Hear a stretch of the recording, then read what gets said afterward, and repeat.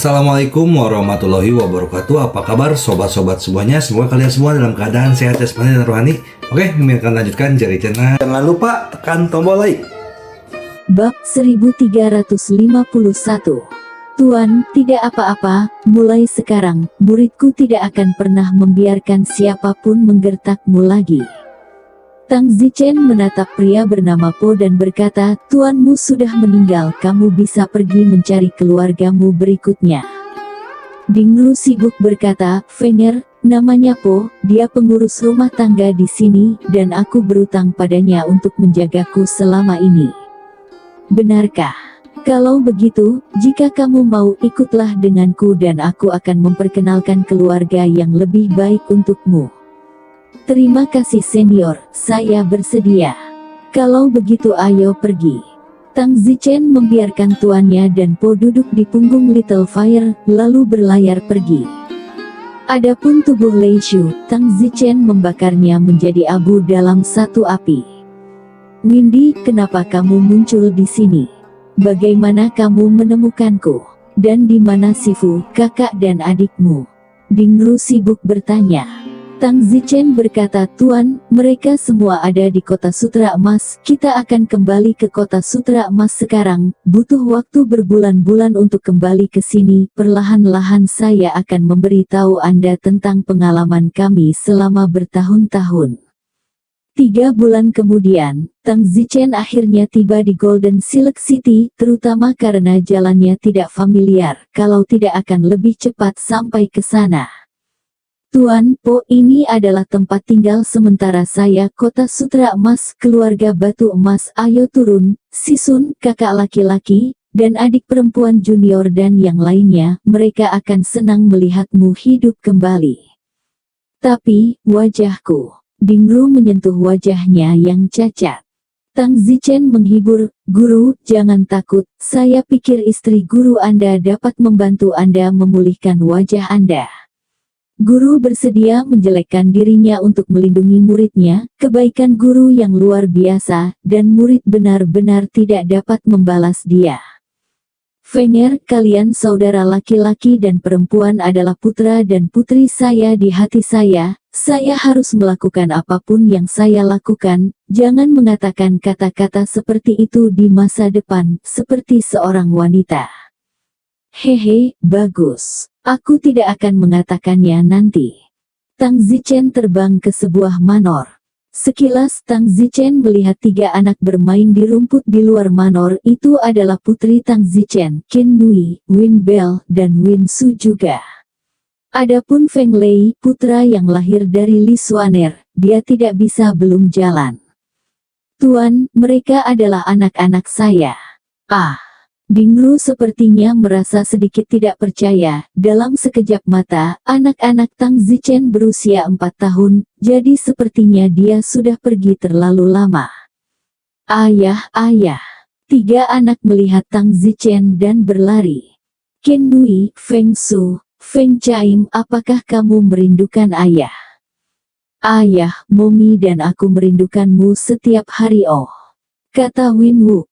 Hahaha, ayo izinkan saya memperkenalkan Anda, ini guru-guru Anda, panggil dia dengan cepat. Sigung. Dingru sibuk tersenyum dan menganggukkan kepalanya. Pada saat ini, Qin Ren, Su Meiqian, Liu Xiangyun, dan yang lainnya melihat Tang Zichen dan datang dari jauh. Suamiku, mengapa kamu kembali tanpa mengatakan apa-apa, kata Qin Ren dengan gembira menatap Tang Zichen. Adapun tuannya, dia tidak memperhatikan saat ini. Su Meiqian dan Liu Xiangyun juga sangat senang melihat suami mereka tiba-tiba kembali. Tang Zichen berkata, Reier, lihat siapa yang kembali bersamaku. Rei Qin memandang Bao dan Dingru di belakang Tang Zichen. Setelah melihat mereka selama beberapa detik, Rei Qin tiba-tiba berteriak. Tuan, teriak Rei Qin tidak percaya. Dingru sedang sibuk, Reier, ini aku. Sungguh tuan.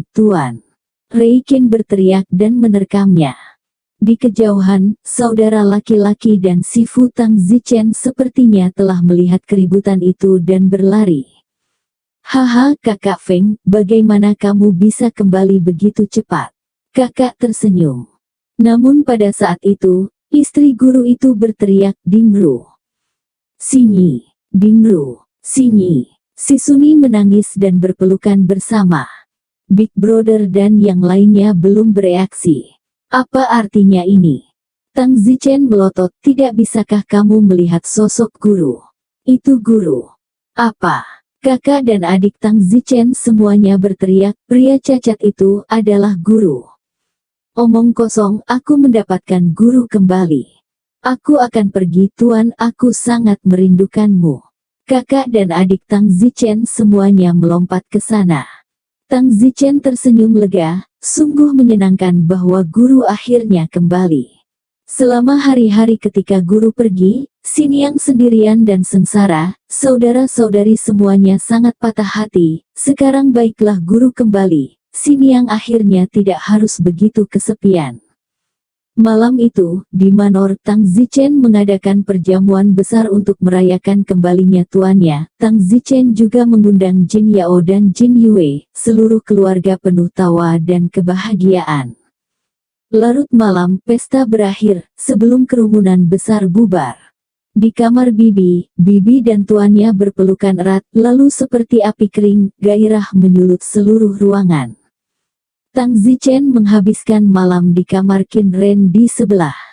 Tang Zichen mendengar keributan itu dan tersenyum. Adik perempuan tersipu dan berkata, apa yang kamu tertawakan? Kamu tertawa begitu menjijikkan. Tang Zichen berteriak keras, Shisha, berteriaklah sesuka hatimu, kami tidak bisa mendengarmu, hahaha. Adik perempuan buru-buru menutup mulut Tang Zichen dan berkata, apa yang kamu lakukan? Hahaha. Tang Zichen tertawa hehehe dan menerkam Qin Ren. Di sebelah istri Sifu merasa sangat malu ketika mendengar suara Tang Zichen, dan Sifu tertawa, si brengsek ini. Istri guru membentak, siapa yang menyuruhmu membuat banyak keributan, sehingga Fenger dan Reyer bisa mendengarnya. Tidak ada yang dikatakan selama sisa malam itu. Keesokan harinya, saat makan pagi, si Sunyang dan guru bangun paling lambat dan hanya ketika semua orang sudah setengah jalan barulah si Sunyang datang terlambat. Kakak haha tertawa, Sinyang, pagi ini merah bersinar seperti beberapa tahun lebih muda. Istri guru tersipu dan berkata dengan tatapan tajam, Sieyong, apa menurutmu kamu sudah dewasa dan istri guru tidak bisa menjagamu? Oh, si Sunyang, aku salah. Semua orang mendengus dan tertawa. Guru terbatuk dan semua orang segera terdiam. Suasana ini, sepertinya kembali ke saat kami berada di Gunung Naga Ilahi. Tang Zichen juga merasa sangat bahagia untuk sesaat, bukankah ini jenis kebahagiaan yang dia perjuangkan? Mengenai ibunya sendiri, Tang Zichen belum memberitahu semua orang, karena ini belum waktunya. Sejak itu tuannya juga menetap di keluarga batu emas dan wajah istri guru, setiap hari dipenuhi dengan senyum manis lagi. Istri guru dulu polos, selalu feminin, tapi sejak itu kecelakaan tuannya, dia berubah, dan sekarang, dia akan berubah kembali ke penampilan aslinya. Tang Zichen dan saudara laki-laki dan perempuannya sangat senang melihatnya. Dalam sekejap mata, Tang Zichen menghabiskan 1 tahun di rumah. Putri Tang Zichen, Qin Nui, sudah berusia 5 tahun, dan anak-anak lainnya, masing-masing 1 tahun lebih muda. Menariknya, Xiao Meng sedang hamil dan telah hamil selama 2 bulan. Kakak Zichen, apakah aku juga akan menjadi seorang ibu? Xiao Meng, itu hal yang baik, apa aku tidak suka penampilanmu? Tidak, hanya saja, kurasa aku belum belajar bagaimana menjadi seorang ibu. Bodoh, kamu akan belajar dari mereka, hahaha. Tang Zichen tertawa keras, dan anak kelima datang. Namun, masa-masa indah itu tidak berlangsung lama. Ketika Xiao Meng hamil 5 bulan, seseorang dari organisasi Lonely Soul datang. Ada harimau di gunung dengan sengaja. Mendukung Gunung Harimau, beritahu saya apa yang ingin Anda temui kali ini. Don Zichen bertanya. Bullhead, ini adalah tugas untukmu dari atas. Chen Xiang membawa surat yang belum dibuka ke Tang Zichen. Pembukaan surat itu disegel dengan lem khusus. Tang Zichen membuka amplop itu. Misi, pergi ke Royal Academy of the Great Martial Empire dan bunuh putra wakil patriark Zoroastrian, Wang Peiqiu. Tang Zichen tersenyum, apakah ada detail lagi yang ingin Anda tambahkan? Bagaimana saya bisa tahu siapa bola Wang Pei itu? Ini kamu, jika kamu tahu siapa Wang Peiqiu, apalagi yang perlu kamu lakukan, aku akan pergi ke sana sendiri, bukan? Juga. Mewtwo Akademi Kerajaan hanya dapat diakses oleh klan Yuan dan keturunan pejabat tinggi, jadi tempat ini dijaga ketat. Jika kamu memaksa masuk, aku khawatir itu tidak akan berhasil. Kamu harus melakukannya. Temukan cara lain untuk masuk ke Royal Academy, kemudian berhasil menemukan siapa yang ditiru oleh Wang Peiqiu, bunuh mereka, dan akhirnya mundur dengan lancar, sehingga misi Anda selesai. Anda bisa atau mendapatkan 50 poin kontribusi untuk menyelesaikan misi ini. Kata Chen Xiang. Apa maksudmu, 50 poin kontribusi? Kami, Lonely Soul Organization, memiliki statistik untuk setiap anggota. Semakin tinggi skor kontribusi, semakin banyak Anda berkontribusi pada organisasi. Dan ketika organisasi kami memperoleh kekuatan kekaisaran di masa depan, semakin tinggi skor kontribusi, semakin tinggi statusnya. Semakin banyak hal yang akan Anda dapatkan. Sejauh ini, skor kontribusi saya untuk Lonely Soul Organization telah lebih dari 2000 poin, dan yang Anda temui terakhir kali memiliki lebih dari 3000 poin. Oh. Ini cukup menarik, setidaknya beritahu saya bahwa saya tidak membayar apapun ketika saya menyelesaikan misi ini. Chen Xiang berkata, Bullhead, kamu sekarang memiliki total 100 poin kontribusi. Terakhir kali di kota kekaisaran, kamu membunuh beberapa anggota gereja Zoroastrian dan organisasi memberimu 50 poin. Kepala banteng, identitas aslimu adalah pangeran kecil. Semakin tinggi poin kontribusi Anda, semakin besar masa depan bagi Anda. Bagus, apakah ada hal lain yang ingin kamu jelaskan? Tang Zichen bertanya. Chen Xiang menyerahkan Tang Zichen sebuah buku rahasia dan berkata, ini adalah teknik penyamaran tingkat lanjut. Ini adalah dunia yang berbeda dari yang Anda pelajari sebelumnya. Anda harus mempelajarinya ke tingkat pertama atau lebih tinggi. Penting bagi Anda untuk menyembunyikan identitas Anda. Tang Zichen mengambil buku rahasia itu. Di atasnya tertulis, rahasia perubahan wajah. Rahasia perubahan wajah ini, total ada 4 level, yang satu lebih sulit dari yang lain. Jika kamu bisa mempelajari level ketiga, maka kamu benar-benar dapat mengatakan bahwa level perubahan wajah telah mencapai kesempurnaan. Seberapa sempurna itu? Tang Zichen bertanya. Kamu bisa berubah menjadi seorang wanita dan tidak memiliki kekurangan, apakah itu cukup sempurna? Tang Zichen memutar matanya tanpa berkata-kata, tapi itu memang kuat. Teknik penyamaran yang diajarkan Jin Yue sebelumnya terlalu rendah dibandingkan dengan yang ini. Jangan dikira lucu, selama ini belum ada yang bisa belajar level ketiga, bahkan saya baru belajar level 2. Tang Zichen berkata, bukankah kamu mengatakan bahwa ada 4 tingkat? Mengapa kamu tidak memberitahuku tentang bobot keempat? Oh, bobot keempat tidak mengatakannya. Kenapa kamu tidak mengatakannya? Karena tidak ada yang bisa berlatih sampai bobot keempat, bahkan bobot ketiga, bobot keempat. Kenapa malah bicara tentang datang? Paman Xiang, bagaimanapun, katakan padaku apa yang akan terjadi jika kamu berlatih untuk menjadi bobot keempat, bobot ketiga, bahkan bisa berubah menjadi seorang wanita. Naik bobot keempat itu, apakah tidak mungkin berubah menjadi binatang? Chen Xiang memutar matanya, kamu pikir kamu abadi? Jika kamu berlatih tingkat keempat, kamu dapat mengubah wajahmu menjadi siapapun. Jika teknik mengubah wajah seseorang mencapai tingkat ini, maka orang itu sudah terlalu menakutkan. Tidak ada seorang pun di dunia ini, dunia akan dapat menangkap orang ini. Sayangnya, ini hanya sebuah legenda.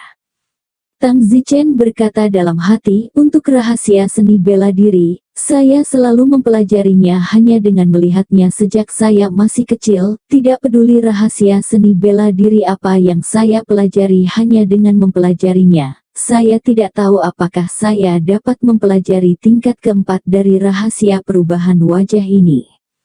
Tang Zichen tidak lagi berbicara omong kosong dengan Chen Xiang dan membolak-balik rahasia dari awal sampai akhir. Setelah membacanya, Chen Xiang berkata, sekarang setelah Anda selesai membacanya, di mana Anda tidak mengerti, segera tanyakan kepada saya, waktu saya terbatas. Tang Zichen berkata, tidak perlu, rahasianya kembali padamu. Apakah kamu tidak memiliki kepercayaan diri untuk mempelajari tingkat pertama? Orang bodoh, ini bukan kamu yang aku kenal. Tang Zichen tersenyum, kurasa aku sudah mempelajari level ketiga, sedangkan untuk level keempat, sangat sulit, tapi aku sudah hafal isi rahasianya. Bodoh, aku sedang tidak ingin bercanda denganmu seperti ini, kata Chen Xiang dengan wajah datar. Tang Zichen berkata, aku juga sedang tidak ingin bercanda denganmu. Chen Xiang memandang Tang Zichen dan berkata dalam hati, apakah kepala banteng, benar-benar sangat surgawi. Ini adalah rahasia yang sulit dan Anda telah mencapai tingkat ketiga dalam 3-5 menit. Butuh waktu 60 tahun untuk berlatih hanya untuk yang kedua tingkat. Bullhead, apakah kamu benar-benar tidak bercanda? Tahukah kamu berapa lama waktu yang aku butuhkan untuk berlatih ke tingkat kedua? Berapa lama? Jangan bilang kamu butuh 10 tahun. Chen Xiang mendengus, 10 tahun, saya bahkan belum berlatih untuk beban pertama, dan saya butuh 60 tahun penuh untuk berlatih ke beban kedua. Meski begitu, tidak banyak orang di seluruh Lonely Soul Organization yang telah berlatih ke tingkat kedua, kebanyakan dari mereka berada di tingkat pertama. Tang Zichen terkejut, dia hanya berlatih ke bobot ketiga kurang dari 10 menit. Tang Zichen tidak berpikir itu sulit. Bisa dimengerti. Mengapa begitu sulit? Bullhead, karena kamu bilang kamu berlatih ke tingkat ketiga, maka kamu mengubah penampilan wanita untuk menunjukkan kepadaku. Oke, beri aku setengah pilar waktu dupa, lagi pula ini pertama kali menerapkannya. Setelah setengah kolom dupa, wajah Tang Zichen berubah menjadi seorang wanita, dan itu sempurna, sama sekali bukan wanita yang berdandan. Kamu benar-benar berlatih ke tingkat ketiga. Astaga, tidak ada seorang pun di dunia ini yang bisa berlatih ke tingkat ketiga. Chen Xiang tercengang. Tang Zichen dengan cepat berubah kembali, tubuh pria, wajah wanita itu terlalu menjijikkan. Chen Xiang memandang Tang Zichen dengan memuja. Jangan menatapku dengan mata yang begitu memuja, aku hanya seorang legenda, kata Tang Zichen dengan nada sambaran petir. Bullhead, kamu benar-benar luar biasa, masa depanmu pasti tidak sebanding dengan kita. Baiklah, apakah ada yang lain? Jika tidak, saya akan kembali mempelajari tingkat keempat. Begitu saya berlatih tingkat keempat, saya yakin akan sangat mudah untuk masuk ke Royal Academy. Benar, jika kamu berlatih ke beban keempat, kamu bisa menyamar sebagai siapapun yang kamu lihat dan berpura-pura menjadi dia. Kamu bahkan bisa masuk ke Istana Yuan, selama kamu tidak curiga dengan penampilan, gerakan, atau apapun, tidak ada yang akan mengetahuinya. Kepala banteng, jika Anda berlatih ke tingkat keempat, saya khawatir Anda sendiri yang dapat bersaing dengan seluruh agama Zoroastrian. Hei, baiklah, tidak banyak yang terjadi. Ngomong-ngomong, beri aku beberapa daftar pembunuhan lagi. Setelah keluar kali ini, aku ingin menyelesaikan beberapa misi lagi untuk menyelamatkan diri dari melarikan diri berkali-kali di lain waktu. Chen Xiang terdiam, membuatnya terdengar seolah-olah Tang Zichen telah mempraktikkan rahasia keempat mengubah wajahnya, mengatakan bahwa menyelesaikan tugas semudah melakukan perjalanan. Cepat berapa banyak yang harus dibunuh, berikan daftar. Chen Xiang harus memberikan Tang Zichen 10 daftar dan berkata, 10 orang ini semua adalah orang-orang yang ingin dibunuh oleh organisasi dalam beberapa tahun terakhir, atau sedang dibunuh, atau telah gagal dibunuh dan malah dibunuh. Anda harus memutuskan untuk sendiri, ingatlah untuk berhati-hati. Oke. Chen Xiang pergi. Tang Zichen mengunci diri di ruang latihan dan berlatih beban keempat dengan keras.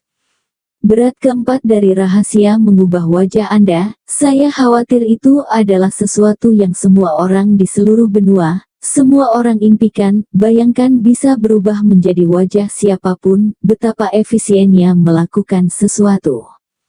Tang Zichen menghabiskan 3 bulan penuh, dan akhirnya dia telah berlatih tingkat keempat dari rahasia perubahan wajah. Haha, berlatih, sial, sangat sulit, dengan levelku, sebenarnya butuh 3 bulan, tanyakan saja pada orang lain, seumur hidup tidak akan cukup waktu untuk berlatih.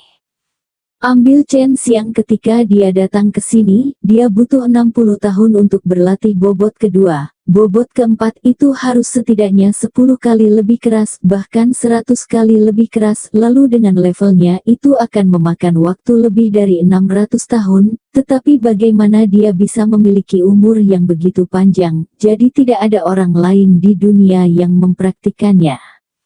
Tang Zichen segera mencoba mengubah wajahnya. 1. Tang Zichen dapat mengontrol setiap pembuluh darah, setiap saraf, setiap otot, bahkan setiap rambut dan setiap pori tubuhnya sesuka hati, sehingga Tang Zichen dapat berubah menjadi seseorang sesuai dengan imajinasinya. Hanya saja, rahasia transformasi wajah ini bukanlah dewa, lagi pula, dan Tang Zichen hanya bisa mengubah kemiripan menjadi 80% hingga 98%. Semakin akrab Anda dengan orang itu, semakin Anda bisa mengubah wajah Anda menjadi mirip dengannya, dengan kemiripan tertinggi mencapai 98%. 98% sudah sangat mirip. Tang Zichen segera mengubah dirinya, menjadi penampilan kakak laki-lakinya Xie Yong, dan kemudian keluar dari ruang latihan. Ketika dia bertemu dengan Qin Ren berseru, "Kakak, sudah 3 bulan sejak fase saya selesai berlatih." "Oh, aku tidak tahu," kata Don, bahkan terdengar persis sama. "Oh, kalau begitu aku akan meninggalkannya sendirian." Tang Zichen bertemu tuannya lagi. "Xie Yong, menguasai. Aku mendengar bahwa kamu berencana untuk mengorganisir tim tentara bayaran sendiri dan pergi ke hutan belantara untuk pelatihan. Apakah itu benar atau tidak?" "Guru, itu benar." "Oh, aku akan menggerakkan otot dan tulangku untuk tuanku, jadi hitung aku sebagai 1. Guru terkekeh dan pergi. Bahkan guru tidak melihat apakah Tang Zichen nyata atau tidak. Tang Zichen terus berjalan. Pada saat itu, 3 anak laki-laki datang berlari. "Ayah, ayah, ayah." Tang Zichen malu, karena 3 anak laki-laki yang datang berlari adalah 3 anak laki-laki dari Big Brother. Kakak laki-laki beruntung memiliki 3 putra. Tang Zichen tampak agak bersalah. "Kamu dan aku akan menemukan Qin Nui, Feng Su, Feng Lei dan yang lainnya untuk bermain," kata Tang Zichen. 1. Ayah, Feng Lei dipukul oleh ibunya. Kenapa kamu memukul Feng Lei?" Tang Zichen berkata dalam hatinya, "Suaner, beraninya kamu memukul anakku." Karena Feng Lei dia tidak baik. Tang Zichen berkata, "Mulai sekarang kalian juga harus baik, atau aku akan memukulmu juga." Baiklah, kalian pergi bermain." Ketiga anak itu lari. Tang Zichen masuk ke ruang tamu. Di ruang tamu, Xie Yong sendirian minum teh dan membaca buku. Saat Tang Zichen masuk, Xie Yong tertegun. "Kamu, siapa kamu?" Xie Yong sibuk bertanya.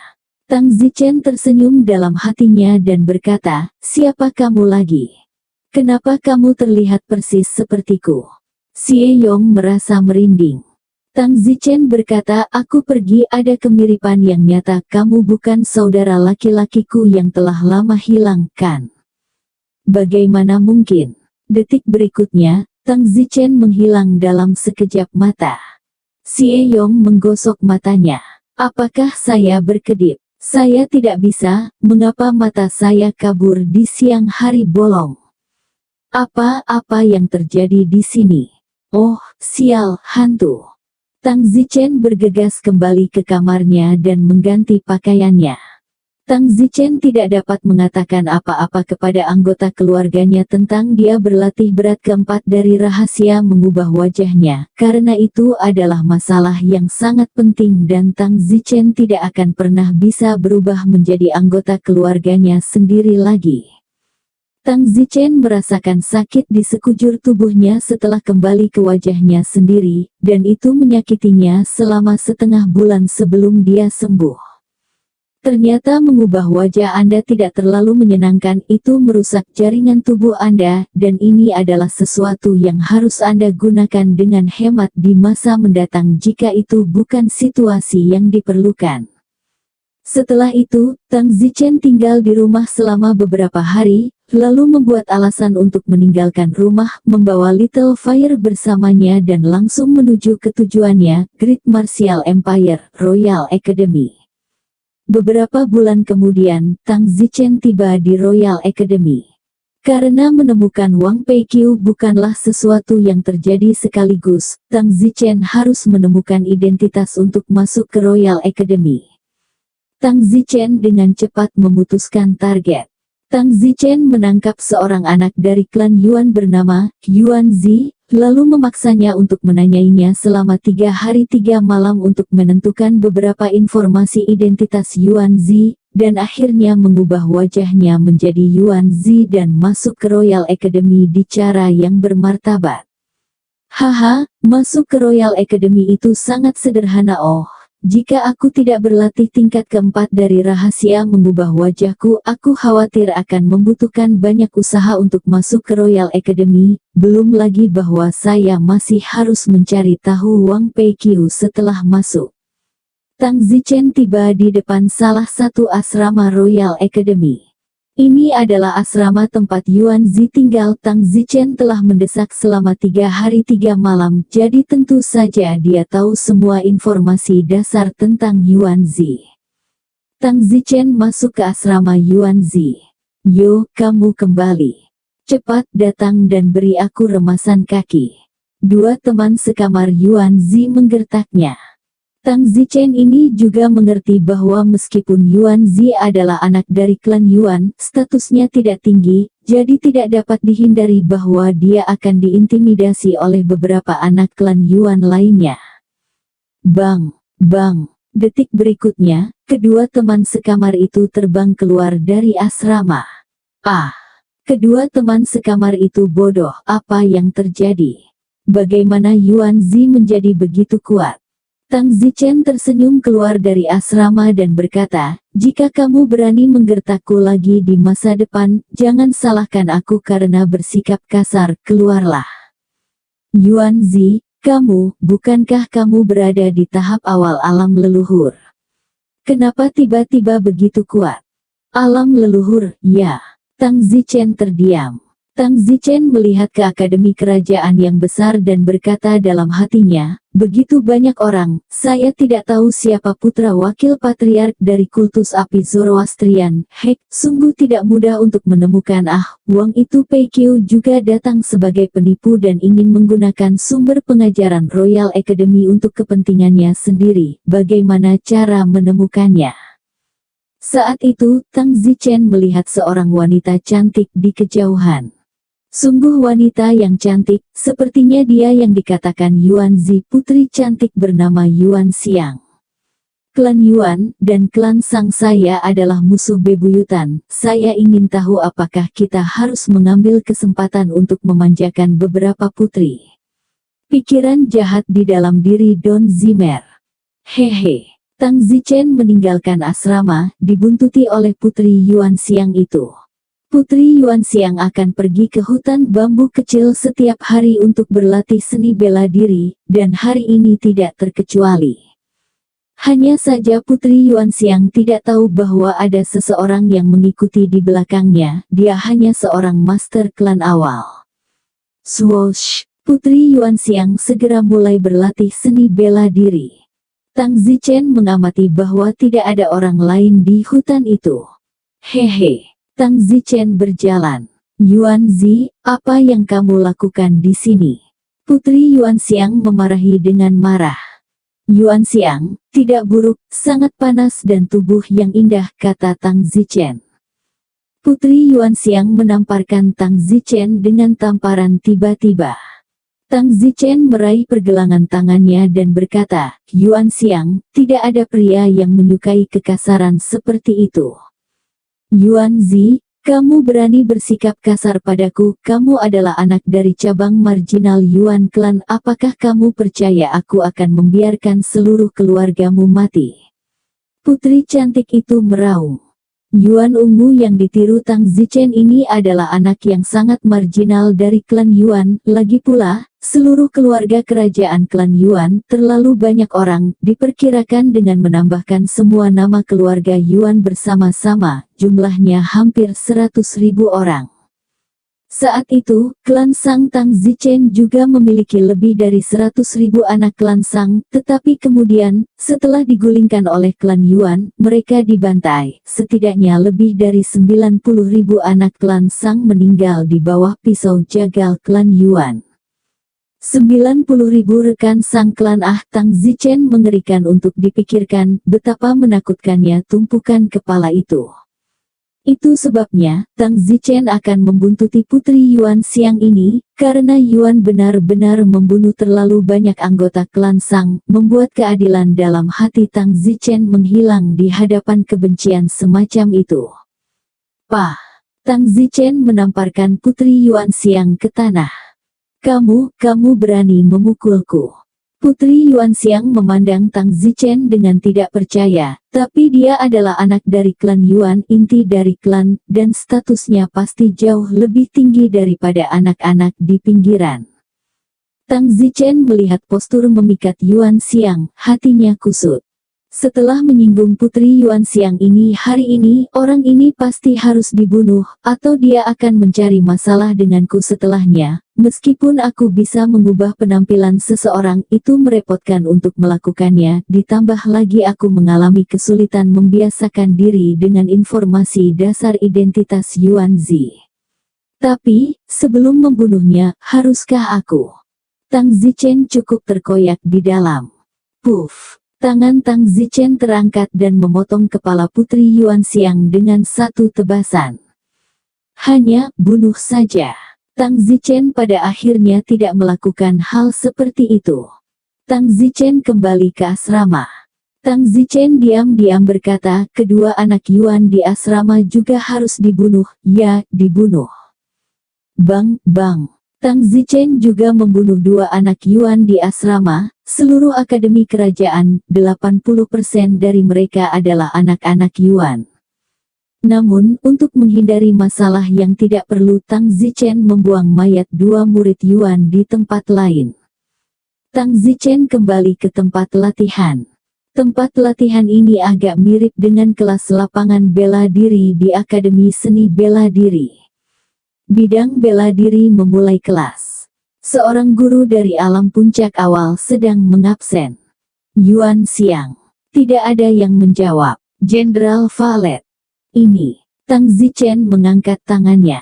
Tidak akan. Tidak ada yang menjawab. Aturan meta. Tidak ada yang menjawab. Ya, Yuan Ao dan Yuan Gui, dua orang yang berbagi asrama dengan Tang Zichen, telah diasuh oleh Tang Zichen. Aneh, mengapa mereka bertiga tidak ada di sini? Yuan Zi, kamu berada di asrama yang sama dengan Yuan Ao dan Yuan Gui, apakah kamu melihat mereka? Guru bertanya pada Don Zichen. Tang Zichen berkata, tidak, saya tidak.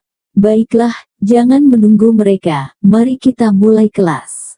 Guru berkata tanpa daya, lagi pula, seseorang harus berhati-hati di kelas di sini karena mereka semua adalah anak-anak dari keluarga kerajaan Yuan Clan atau anak-anak dari beberapa orang yang kuat dan jika mereka tidak sedikit pun menyinggung siapapun, maka tamatlah mereka. Tang Zichen bertindak secara alami agar tidak menimbulkan kecurigaan dan tidak menarik perhatian Tang Zichen. Tujuan Tang Zichen di sini hanya untuk menyelesaikan misi organisasi untuk membunuh Wang Peiqiu. Jika Anda punya waktu, Anda harus lebih memikirkan bagaimana menemukan Wang Peiqiu itu. Malam itu, berita pembunuhan Yuan Xiang, Yuan Ao dan Yuan Gui menyebar istana terkejut dan mengirim seseorang untuk menyelidiki. Tentu saja, tidak ada yang mencurigai Tang Zichen karena semua orang tahu bahwa Tang Zichen juga anak dari klan Yuan dan tidak punya alasan untuk membunuh sesama anggota klan, ditambah lagi kekuatan Tang Zichen berada di bawah kelasnya. Dalam sekejap mata, setengah bulan telah berlalu, dan kematian ketiga anak Yuan klan tidak dapat diselidiki sama sekali.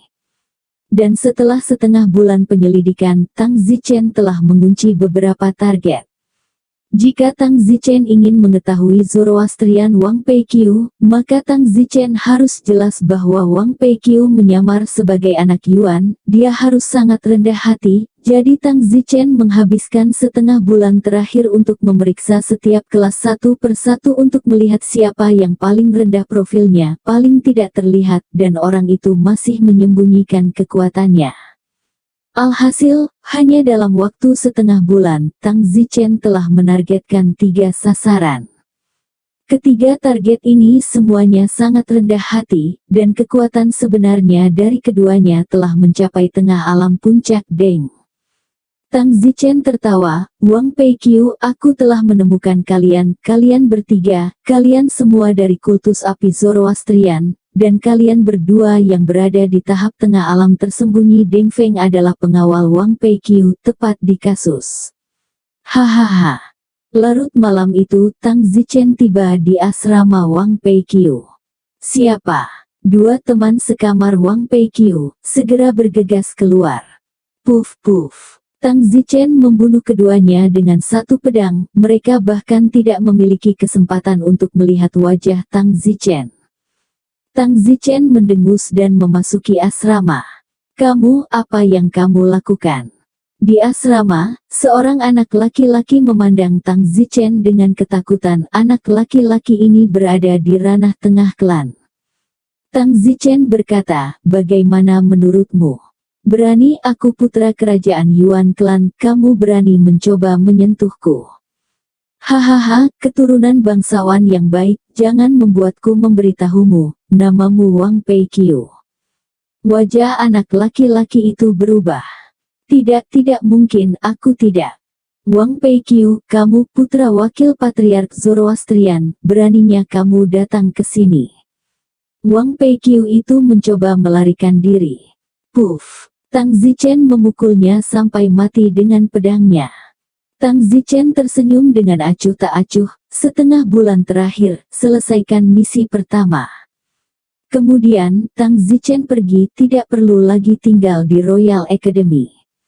Keesokan harinya, Tang Zichen kembali ke sebuah penginapan di kota kerajaan dan duduk minum di penginapan ketika dia berubah menjadi orang lain. Di penginapan ada banyak diskusi. Pernahkah kamu mendengar besok adalah pernikahan Kaisar Taixuan Sun Yuanbi, kudengar pengantin wanita seindah surga. Bukan begitu, dan kudengar dia masih perawan. Wow, Yuanbi ini sangat beruntung, dia menikah dengan seorang wanita cantik. Omong kosong, Yuanbi bukan orang biasa, dia baru berusia 60 tahun, seorang jenius yang telah mencapai tahap tengah kenaikan puncak. Keluarga pengantin wanita itu juga seorang markis di sisi kekaisaran bela diri besar. Mas kawinnya adalah rumput raja hantu berusia 50.000 tahun. Tes itu tawaran yang sangat murah hati. Telinga Tang Zichen bergerak, sudut mulutnya sedikit tersenyum, di dalam hatinya dia berkata, sepertinya ada kebutuhan untuk pergi ke rumah Kaisar Taisuan Sun besok untuk bersenang-senang. Mahar itu sepertinya bagus, pengantin wanita itu baik-baik saja, ya.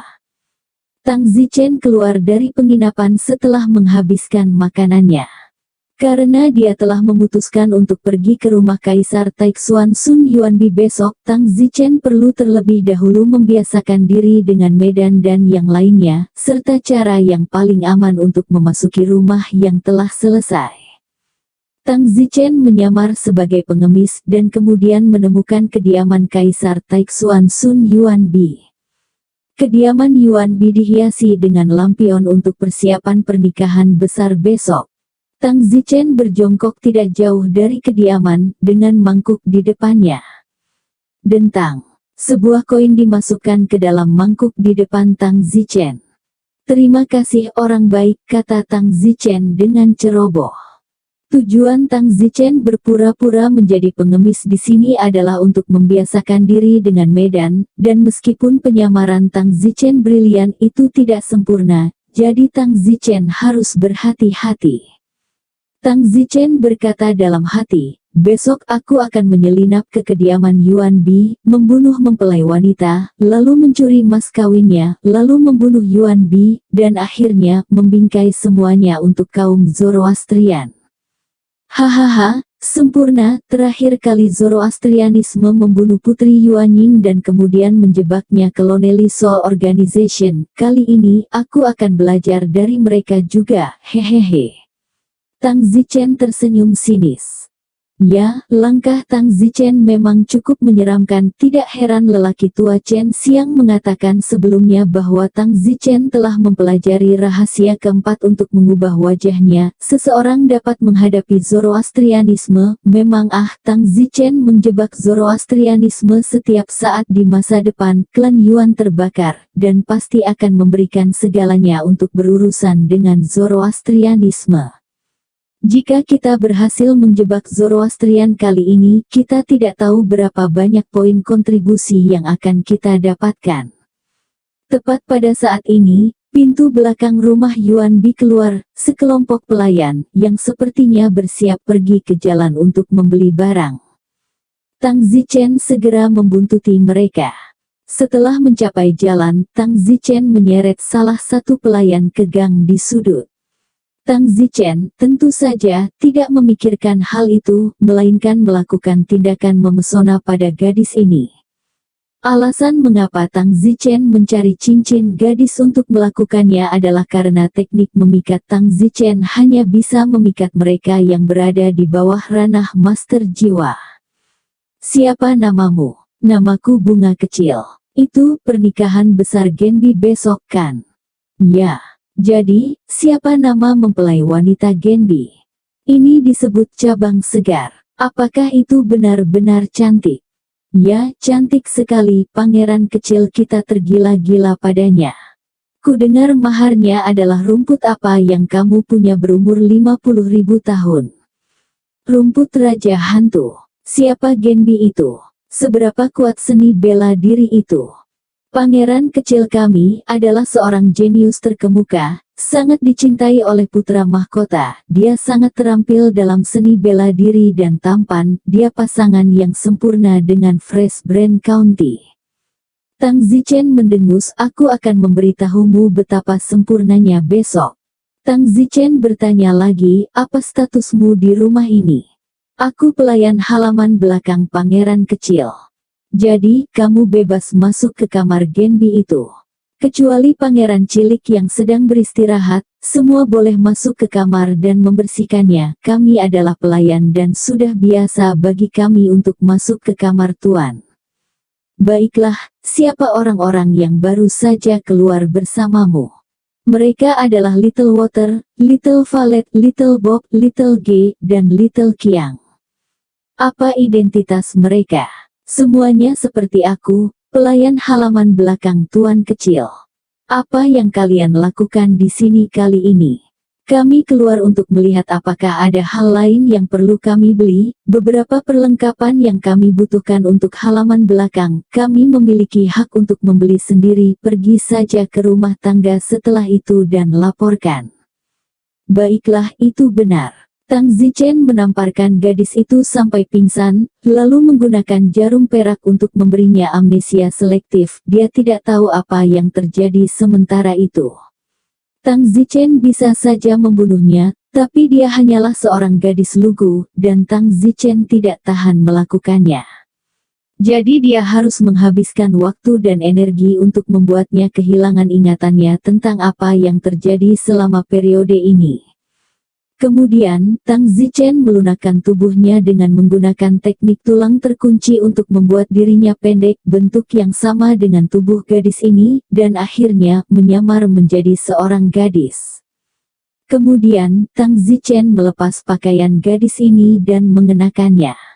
Tang Zichen baru saja mengguncang dirinya menjadi seorang wanita. Tentu saja, jika dia melepas pakaiannya, dia akan tahu bahwa itu adalah seorang pria di dalamnya, tetapi siapa yang akan memperhatikan seorang gadis kecil?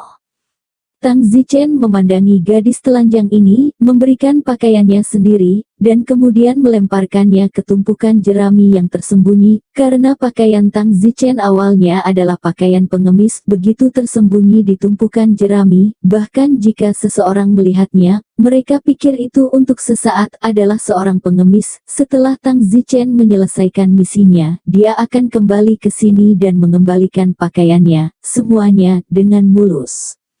Little flower aneh, kemana dia lari? Aku datang. Tang Zichen menirukan suara bunga kecil itu dan berlari ke jalan.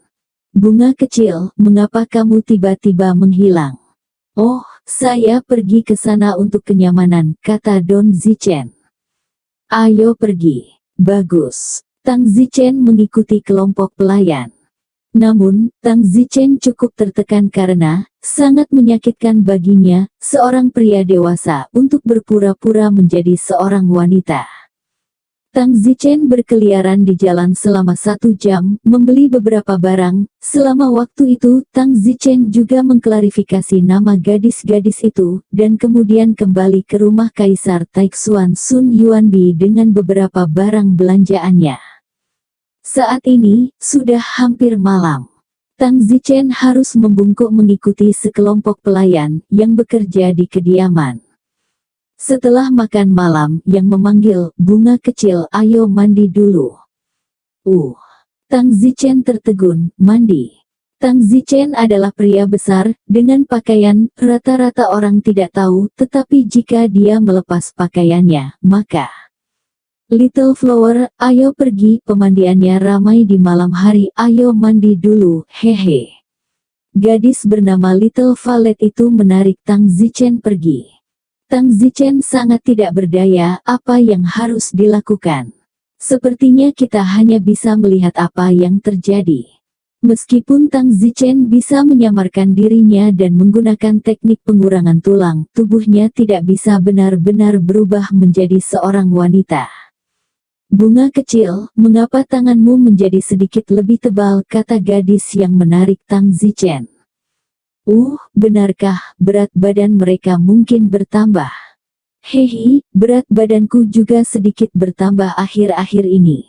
Segera tiba di kamar mandi. Kamar mandi disediakan untuk para pelayan, tentu saja ada perbedaan antara kamar mandi pria dan wanita. Tempat Tang Zichen datang saat ini adalah kamar mandi wanita. Memasuki kamar mandi wanita, tidak ada orang di dalamnya. Tang Zichen lega, untungnya tidak ada orang di sana. Kalau begitu, Tang Zichen bisa menggunakan mesmerisme untuk menyelesaikan masalah. Violet kecil mengunci pintu kamar mandi. Tang Zichen berkata, bagaimana kalau kita mandi bersama? Kalau tidak, lebih cepat mencuci bersama kita semua perempuan. Apa yang kamu takutkan? Selain itu, ini bukan pertama kalinya kita melakukan ini. Setelah mengatakan itu, Violet mulai melepas pakaiannya. Tang Zichen berkata pelan, lagi pula pintunya terkunci, jadi tidak masalah. Tang Zichen smilet, hehehe. Ketika Xiao Zi berbalik, dia hampir berteriak, bunga kecil, di depannya benar-benar membuatnya kencing karena ketakutan. Tang Zichen segera menutup mulutnya. Jangan bicara, kamu memperlakukanku sebagai bunga kecil sekarang. Tang Zichen menggunakan teknik yang memesona. Ya, baiklah, mari kita mulai mandi. Oke.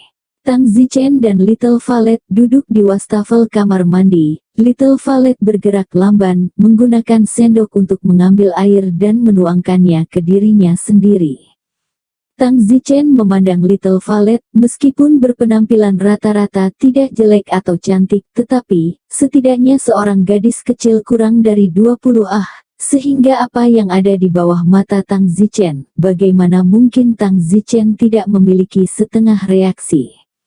Sial, Tang Zichen sangat tertekan. Tang Zichen memikirkannya apapun yang terjadi dan menarik Little Valet. Setengah jam kemudian, Tang Zichen dan Little Valet keluar dari kamar mandi. Tang Zichen berkata, kami baru saja selesai mandi di sana, proses mandinya sama seperti biasanya. Ya, baiklah, kembali normal. Tiba-tiba, Valet kecil kembali normal, dan seolah-olah apa yang baru saja terjadi di kamar mandi tidak terjadi sama sekali. Tang Zichen dan Little Valet kembali ke kamar pelayan. Tidak lama kemudian, seorang pelayan berkata, bunga kecil, Valet kecil, malam ini giliranmu untuk melayani tuan muda kecil di kamar mandi.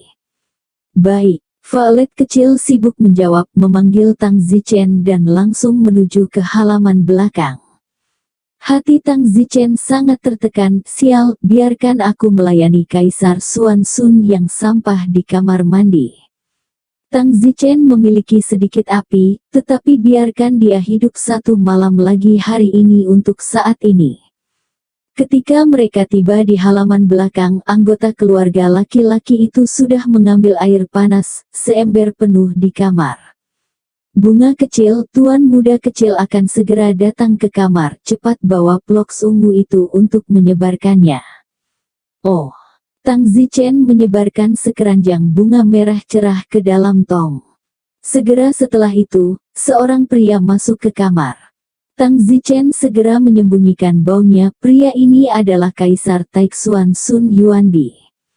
Tang Zichen diam-diam mengukur Huang Taixuan Sun ini, penampilan rata-rata tetapi tubuh yang kuat, lagi pula, mereka semua adalah praktisi seni bela diri. Ranah seni bela diri adalah tahap tengah Dengfeng, sepertinya dia telah melangkah ke tahap tengah Dengfeng beberapa waktu yang lalu.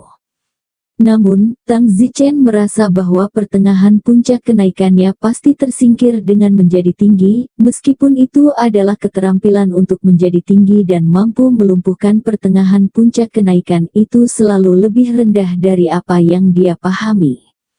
Tang Zichen telah memakan daging dari beberapa binatang eksotis sebelumnya, jadi tidak ada yang perlu dicemooh, tetapi sebagian besar wilayahnya dipahami oleh dirinya sendiri. Jadi di masa depan Tang Zichen pasti akan melangkah lebih mantap. Apakah airnya sudah siap? Genbi bertanya. Kembali ke pangeran kecil, bersiaplah. Setelah mengatakan itu, tangan Yuanbi terulur dan Little Valet segera membuka bajunya, sementara Tang Zichen berdiri di samping. Alis Yuanbi itu berkerut, bunga kecil, mengapa kamu tidak membantu rajaku menanggalkan pakaian? Tang Zichen hampir berkata, pergilah ke neraka. Namun, ungu kecil sibuk menjelaskan, pangeran kecil, bunga kecil sedang tidak enak badan hari ini, biarkan pelayan budak melayanimu sendirian. Mengingat aku akan mendapatkan cabang baru besok, aku tidak akan repot dengannya. Hahaha, cabang baru besok kamu akhirnya akan menikah denganku. Hahaha. Yuanbi itu sedang duduk di dalam tong sambil tertawa, dan Xiao Zi sedang menggosok punggungnya di belakangnya. Tang Zichen berdiri di samping sepanjang waktu, bagaimana Tang Zichen bisa melayani? Seorang pria mandi, Tang Zichen lebih suka menenangkannya malam ini, lebih suka tidak memiliki rumput raja hantu itu, daripada melakukan ini. Namun, apa yang membuat Tang Zichen membenci adalah bahwa bagian bawah Kaisar Taixuan Sun Yuanbi ini sangat kecil. Di luar dia cukup kuat, tetapi di dalam dia sangat kecil. Diperkirakan kurang dari sepertiga dari Tang Zichen. Pikirkanlah, jika cabang baru itu menikah dengannya besok, paruh kedua hidupnya dianggap bukan kebahagiaan untuk dibicarakan. Setelah mandi, Tang Zichen dan Xiao Zi mundur. Little Valet sedang sibuk. Bunga kecil, ada apa denganmu? Untungnya pangeran kecil sedang dalam suasana hati yang baik hari ini, jadi aku tidak akan mengganggumu. Tang Zichen berkata, aku tidak enak badan. Baiklah, jangan bicarakan ini. Kamu, apa kamu benar-benar tidak enak badan? Lalu kenapa kamu tidak mengatakannya lebih awal dan membiarkan orang lain mengambil alih untukmu? Tang Zichen merasa orang ungu kecil ini cukup baik. Malam berlalu tanpa sepatah kata pun, dan sebelum fajar keesokan harinya, semua gadis sudah bangun. Sialan, Tang Zichen masih ingin tidur. Sepertinya menjadi seorang pelayan juga sangat sulit. Tang Zichen telah mengalami kehidupan seorang pelayan kali ini. Tang Zichen merasa seolah-olah dia telah mengalami kehidupan yang berbeda dari biasanya. Tiba-tiba, Tang Zichen tampak mendapat sedikit pencerahan. Tang Zichen diam-diam berkata, mungkinkah aku begitu dekat untuk memahami tahap akhir dari kenaikan pertamaku? Tidak mungkin. Begitu cepat. Orang lain, biasanya 10 tahun sebelum mereka dapat memahami tahap akhir dari puncak pertama mereka. Namun, Tang Zichen tidak punya waktu untuk pemahaman yang tenang saat ini, dan harus bangun dan mulai bekerja, menuju ke halaman belakang untuk menyeka ini, menyeka itu, dan membuat kekacauan yang bersih. Di kejauhan, Yuan Bi sedang berlatih di pagi hari. Tang Zichen mendengus kucing berkaki 3. Tang Zichen melihat keterampilan seni bela diri Yuan Bi itu dan merasa ada 100 lubang. Sebenarnya, keterampilan seni bela diri Yuan Bi cukup kuat, tetapi Tang Zichen terlalu kuat untuk berpikir bahwa dia lemah. Pada siang hari, pengantin wanita tiba dengan tandu. Seluruh rumah itu sangat ramai dan sangat ramai. Tang Zichen dan yang lainnya, yang berada di halaman belakang, hanya perlu melayani pengantin wanita. Pengantin wanita ada di sini. Segera, seorang pengantin wanita dengan penutup di kepalanya dibantu oleh Mak Comblang dan lainnya, diikuti oleh sekelompok orang, melompati beberapa beban, yang berisi kain, perhiasan, dan mahar lainnya, bahkan rumput raja hantu ada di antara mereka. Tang Zichen dan gadis-gadis lainnya sibuk untuk menemui mereka. Tang Zichen juga membantu mengambil beban dan melompat ke kamar baru, tempat mas kawin ini ditumpuk. Pada saat ini, langit dipenuhi dengan puluhan pembangkit tenaga listrik Dengfeng yang menjaga kediaman setiap saat dan singkatnya, seekor lalat akan terbang masuk dan ditemukan. Tentu saja, orang biasa tidak akan berani datang dan mencuri mahar. Setelah itu semua ini adalah kediaman Kaisar Taixuan Sun, dan mereka hanya akan datang untuk melakukan hal seperti itu jika mereka tidak ingin mati. Setelah memasuki ruangan baru, Mak Comblang itu berkata, tinggalkan 2 pelayan pangeran muda, kalian semua keluar, tidak ada yang diizinkan untuk membuka pintu sebelum waktu yang baik tiba, dan makanan harus diantar masuk jendela. Ya, Tang Zichen dengan sibuk berkata, valet kecil ayo tinggal. Bagus. Xiao Zi mengangguk agak enggan, dia sebenarnya tidak mau tinggal terlalu pengap harus menjaga kamar sampai malam. Gadis-gadis lain tentu saja senang melakukannya dan sibuk keluar dari kamar. Tang Zichen melirik ke kamar baru, selain pengantin wanita itu, ada juga seorang Mak Comblang, sisi pengantin wanita dari gadis yang membawa cincin itu, lalu dia dan Xiao Zi. Sang Mak Comblang, pelayan mempelai wanita, dan Little Valet, semuanya sudah mapan.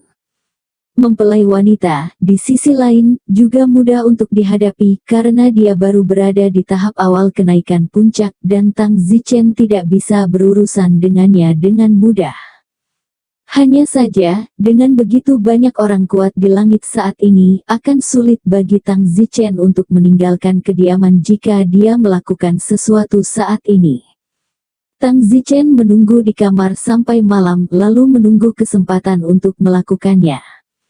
Pengantin wanita itu menutupi kepalanya, tetapi dalam waktu setengah jam, dia menjadi tidak sabar dan ingin membuka penutupnya.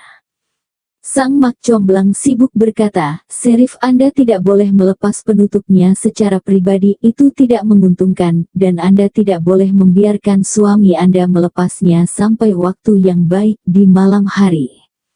Pengantin wanita itu berkata, "Saya sekarat karena bosan, saya tidak tahan lagi, saya ingin melepasnya, dan jika ada di antara kalian yang berani memberitahu siapapun, saya tidak akan membiarkannya." Setelah mengatakan itu, pengantin wanita itu melepas penutup. Tang Zichen juga melihat wajah mempelai wanita sekaligus. Penampilannya memang oke, tapi jauh dari kecantikan yang memukau. Menurut pendapat Tang Zichen, hanya oke, seperti yang dipikirkan Tang Zichen. Namun, tubuhnya sepanas iblis membuat orang ingin memilikinya dengan pandangan sekilas. Wah, akhirnya nyaman. Pengantin wanita meregangkan punggungnya. "Serif, karena sampulnya telah dilepas tidak apa-apa, tetapi ruangannya, Anda tidak dapat meninggalkannya, jika tidak, bahkan jika pangeran kecil Anda tidak peduli, jika tersiar kabar ke istana kakek putra mahkota mungkin peduli." "Baiklah, aku tahu aku tidak akan meninggalkan ruangan. Tapi, ini sangat membosankan, apakah aku harus menunggu sampai malam ini?" "Ya, hanya pada jam-jam keberuntungan di malam hari ketika Yang Mulia Pangeran Termuda bisa memasuki kamar pengantin. Ini akan memakan waktu lama, sayang, bagaimana ini?" kata pengantin wanita itu. Tang Zichen dan Little Valet berdiri diam di samping. Tang Zichen sedang menunggu malam tiba terlalu dini jika situasinya berubah. Pada saat itu, mempelai wanita itu menatap Tang Zichen dan berkata, "Kalian berdua, siapa namamu?" "Kembali ke putri, namaku Little Valet." "Namaku Bunga Kecil." "Izinkan saya bertanya kepada kalian, apakah Anda memiliki sesuatu yang menyenangkan untuk menghabiskan waktu?" Valet menggelengkan kepalanya. "Bagaimana denganmu?" Tang Zichen berkata, "Saya tahu yang menyenangkan, namanya Tuan Tanah." Tuan Tanah berkelahi. Sebuah cahaya bingung melintas di mata pengantin wanita, dan dia menatap Tang Zichen dengan kerutan yang dalam. Tang Zichen berkata, "Ini adalah permainan untuk menghabiskan waktu, dibutuhkan 4 orang untuk bermain bersama, tetapi saya membutuhkan 54 potongan kayu tipis seukuran telapak tangan yang persis sama. Valet kecil sedang sibuk, aku akan meminta seseorang untuk mengambilnya dan membawanya segera."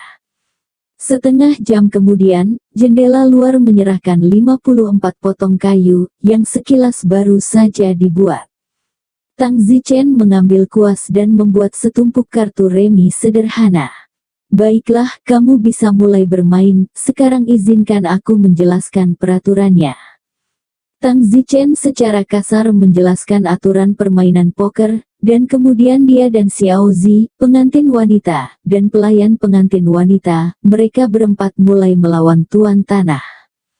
Tang Zichen mabuk saat memikirkannya, tapi sepertinya Tang Zichen benar-benar bosan melawan Tuan Tanah di sini. Namun, dengan Tuan Tanah berjuang untuk menghabiskan waktu, Tang Zichen tidak begitu bosan, dan waktu segera tiba di malam hari. Usai makan malam, mempelai wanita meminta untuk terus melawan Tuan Tanah. Kemudian, pertempuran berlangsung hingga malam hari pada pukul 21. Sang mak comblang sibuk mengingatkan, "Serif, sudah hampir jam 1 jam. Baiklah, kalau begitu, jangan main-main lagi," kata pengantin wanita. Tang Zichen berkata, "Yang Mulia, mak comblang dan pelayan Anda, Little Lei, telah bekerja keras sepanjang hari, biarkan mereka istirahat dulu, Little Purple dan saya akan melayani Anda di sini." Bagus, kalau begitu kalian pergi dan istirahat dulu. Ini, biarkan saja kamu pergi. Ya, terima kasih, Sheriff. Pembantu pengantin wanita, Lei kecil, dan Mak Comblang meninggalkan ruangan untuk beristirahat, meninggalkan Tang Zichen dan valet kecil. Tang Zichen melihat bahwa In Hai hampir tiba, dan dengan senyum hehehe, dia berkata dalam hati, sudah hampir waktunya untuk memulai. Bang! Tang Zichen menamparkan Xiao Zichen dan membuat Xiao Zi pingsan. Kamu, apa yang kamu lakukan? Siapa kamu? Pengantin wanita itu langsung waspada, bahkan ketika dia melawan tuan tanah hari ini, dia tahu ada yang tidak beres dengan pria ini. Tang Zichen mengambil kendali pengantin wanita sekaligus. Tahap awal Deng Feng, Tang Zichen masih sangat mengendalikan situasi, dan sekarang dia sedang menunggu pengantin pria Yuan Bi masuk. Siapa kamu? Pengantin wanita bertanya, karena dia dikendalikan oleh Tang Zichen dan hanya bisa berbicara, tidak berteriak keras. Tang Zichen berkata, apakah menurutmu aku benar-benar seorang pelayan? Ah, suaramu. Ya, suaraku laki-laki, aku laki-laki. Kamu, siapa kamu? Hahaha, tidak peduli siapa aku, ketika aku memberikan kontribusi untuk gereja Zoroastrian, hehehehe. Zoroastrianisme, kamu seorang Zoroastrian, tidak mungkin. Percaya atau tidak, baiklah, Yuan Bi akan segera masuk. Bang! Tang Zichen menamparkan pengantin wanita sampai pingsan, lalu menyembunyikan pengantin wanita di bawah tempat tidur. Tang Zichen berganti pakaian pengantin wanita, lalu berganti penampilan pengantin wanita, memakai penutup, dan duduk di tepi tempat tidur. Setelah menunggu sebentar, bercabang, Yuan Bi masuk dengan dengungan alkohol. Hehehe, cabang segar, aku di sini, hehehehe, kata Yuan Bi sambil tersenyum. Kemudian dia menutup pintu dan melemparkan dirinya ke tepi tempat tidur, dan Tang Zichen mendorongnya. Xian Zi, apa yang kamu lakukan? Aku sudah menjadi suamimu, bukankah kamu masih tidak mengizinkanku menyentuhmu? Tang Zichen berkata, tutup matamu, berbalik dan pergi ke sana, jangan melawan. Xian Zi, hehe, kamu masih ingin bermain permainan cinta denganku, hehehe, aku menyukainya. Hus! Tang Zichen menusukkan jarum perak ke bagian belakang kepala Yuan Bi. Yuan Bi tertegun di sana, merasa tidak bisa menggerakkan tubuhnya atau berbicara, tapi pikirannya masih jernih. Tang Zichen membalikkan tubuh Yuan Bi dan tertawa, mau konyol, kamu pikir aku benar-benar perempuan, lihat baik-baik siapa aku. Setelah mengatakan itu, Tang Zichen mengungkapkan wajah aslinya. Tubuh Yuan Bi bergetar, jelas marah tapi tidak bisa bergerak, tidak bisa berbicara, perasaan ini sangat menyakitkan. Tang Zichen tersenyum dan berkata, apa? Sebenarnya, saya juga seorang Kaisar Taixuan Sun, tapi saya dari dinasti sebelumnya. Tubuh Yuan Bi semakin gemetar saat dia mendengarkan. Tang Zichen menambahkan suntikan lagi ke tubuhnya, dan sekarang, Yuan Bi bahkan tidak bisa gemetar, tapi dia tidak bisa menyembunyikan ekspresi kebencian di matanya. Tang Zichen tersenyum, Yuan Bi, Anda Yuan Clan, telah membunuh begitu banyak orang dari sang klan saya, kami ditakdirkan untuk menjadi dua keluarga yang tidak akan pernah mati dalam hidup ini, jadi, sebaiknya Anda menerima nasib Anda karena Anda bukan yang pertama apalagi yang terakhir. Ngomong-ngomong, kamu bertanya-tanya di mana pengantinmu kan? Hehehehe.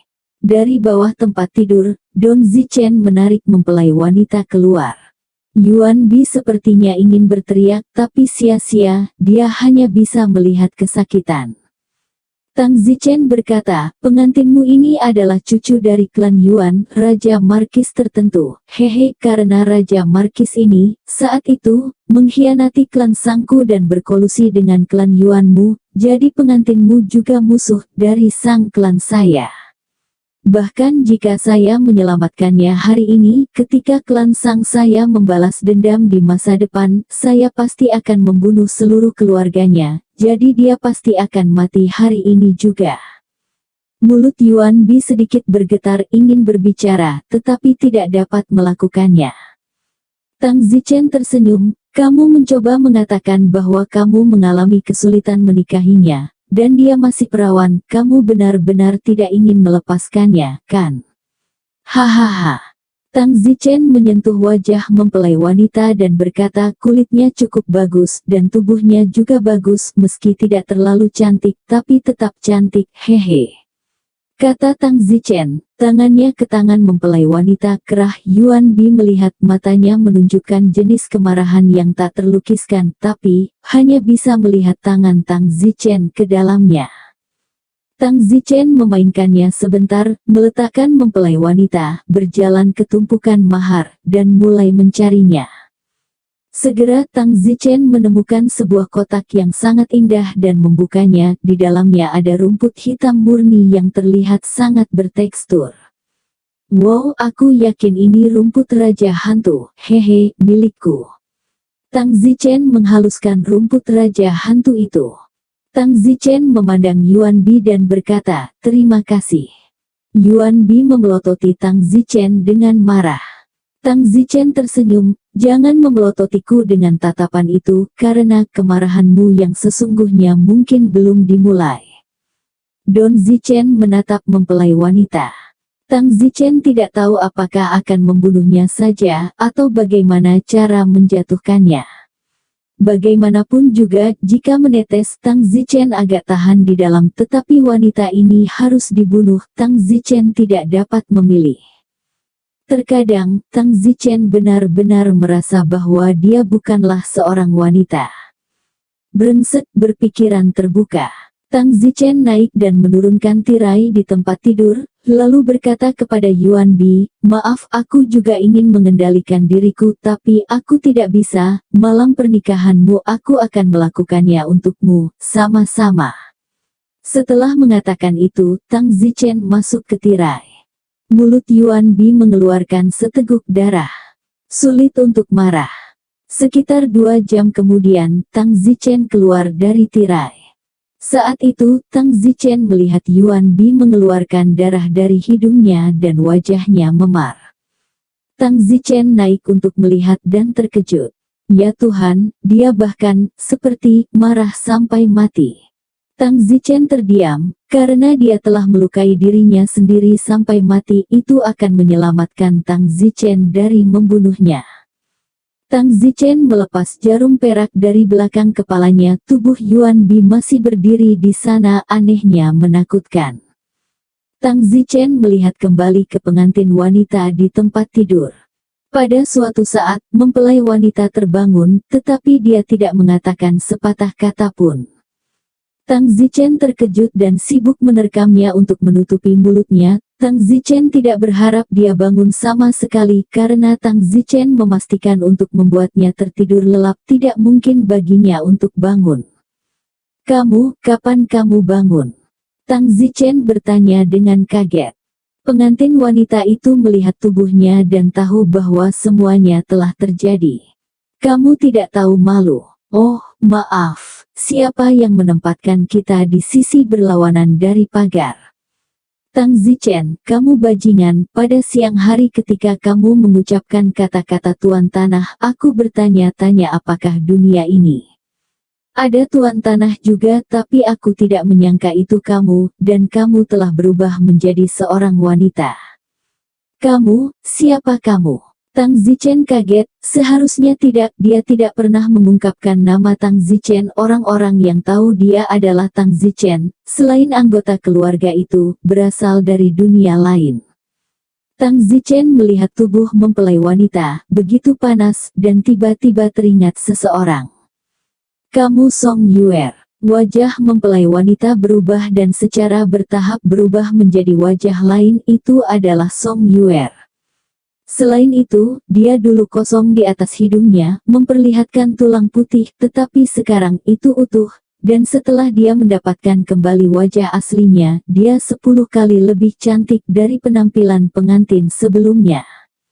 Bagaimana mungkin kamu? Tang Zichen tercengang, bahkan jika Song Yuer datang ke dunia ini, tapi dia berada di seberang lautan di benua itu, dia tidak mungkin lari ke sini dan berubah menjadi semacam sirih.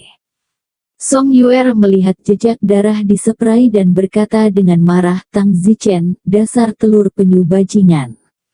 Baiklah, bagaimana aku bisa tahu itu? Kamu ini salah paham. Kamu telah menodai ketidakbersalahanku, bisakah kesalahpahaman menjelaskan itu? Jadi apa yang kamu inginkan? Kita semua dari kampung halaman yang sama, mengapa membuatnya begitu tidak menyenangkan? Kamu tidak terlalu muda, kamu selalu perawan, kamu baik untuk dirimu sendiri, sungguh. Yah. Song Yuer mengertakkan gigi karena marah dan mendengus, jika bukan demi mengenal satu sama lain, aku akan bangun dan berteriak, kamu akan hancur berkeping-keping sekarang, dan kamu masih memiliki nada seperti itu. Baiklah, terima kasih.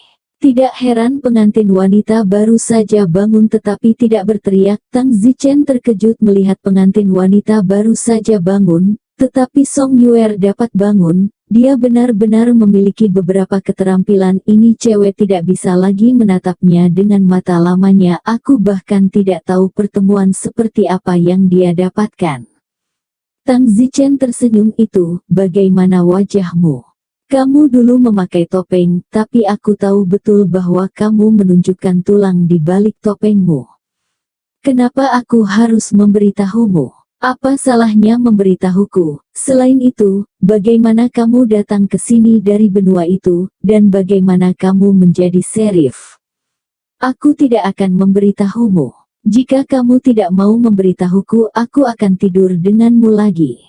Setelah mengatakan itu, Don Zichen menerkam.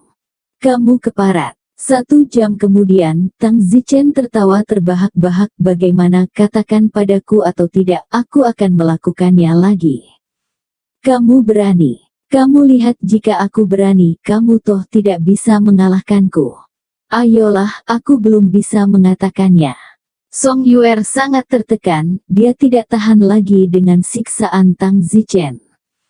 Katakan. Bertahun-tahun yang lalu, saya berada di benua di seberang lautan itu, dan kebetulan, di sebuah pantai, saya menyelamatkan seekor binatang laut. Binatang laut itu sangat berterima kasih kepada saya, kami menjadi teman, dan setelah itu saya membiarkannya membawa saya menyeberangi lautan. Namun, lautan terlalu besar, dan di tengah jalan, binatang laut dibunuh oleh binatang laut lainnya. Teman-teman saya semua mati, dan saya melarikan diri ke sebuah pulau sendirian. Saya pikir hidup saya akan berakhir, tetapi tidak pernah terpikir bahwa seorang pria akan tiba-tiba muncul dan dia bertanya kepada saya apakah saya akan berdagang dengannya untuk satu hal. Benda itu adalah topeng di wajah saya, dan jika saya bersedia berdagang dengannya, dia akan memulihkan wajah saya, dan dia juga akan memberi saya sebuah batu kecil yang memiliki semacam tanda spiritual di atasnya, dan dia juga akan membawa saya pergi dari pulau itu, dan jika itu takdir, saya bisa melihatnya lagi setelah 200 tahun. Lalu, saya datang ke sini. Yah, jangan bicara tentang yang tidak perlu, gunakan imajinasimu sendiri. Tang Zichen menatap Song Yuer dengan kerutan dalam di alisnya. Tang Zichen merasa sulit untuk percaya bahwa Song Yuer sangat beruntung. Orang yang ditemuinya, jika Tang Zichen tidak salah, adalah orang yang sama dengan yang ditemui Tang Zichen di pusaran air laut. Tang Zichen bertanya, orang yang kamu temui, seperti apa dia? Song Yuer berkata, aku tidak tahu, aku tidak bisa melihat wajahnya dengan jelas. Singkatnya, ini perasaan yang aneh. Tang Zichen menganggukkan kepalanya. Orang yang ditemui Tang Zichen di pusaran air laut pada awalnya, dia juga tidak bisa melihat wajahnya dengan jelas. Dia bisa melihat wajahnya, tetapi dia tidak bisa membentuk-bentuk dalam pikirannya. Sepertinya itu orang yang ditemui Song Yuer benar-benar orang yang sama. Tang Zichen bertanya lagi, mengapa dia bertukar topeng denganmu? Apa yang istimewa dari wajahmu? Song Yuer mengerutkan bibirnya, kamu sepertinya terlalu banyak bertanya. Kamu bukan mau bilang aku tidak memaksa, tapi terserah kamu sih, sebenarnya aku tahu kamu naksir aku waktu SMA. Hanya karena kamu naksir aku, kamu selalu datang untuk menyusahkanku, hanya untuk mendapatkan perhatianku dengan baik, benar kan?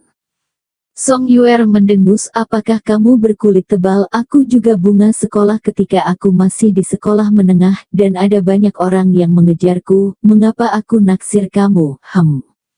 Kamu masih tidak mau mengakuinya. Lalu aku pergi ke Martial Island dan menjadi lebih kuat dan lebih kuat, sementara kamu hanya orang biasa. Kamu memiliki harga diri yang rendah di dalam karena kamu tahu kamu tidak cukup baik untukku, tetapi kamu masih tidak bisa melupakanku di hatimu.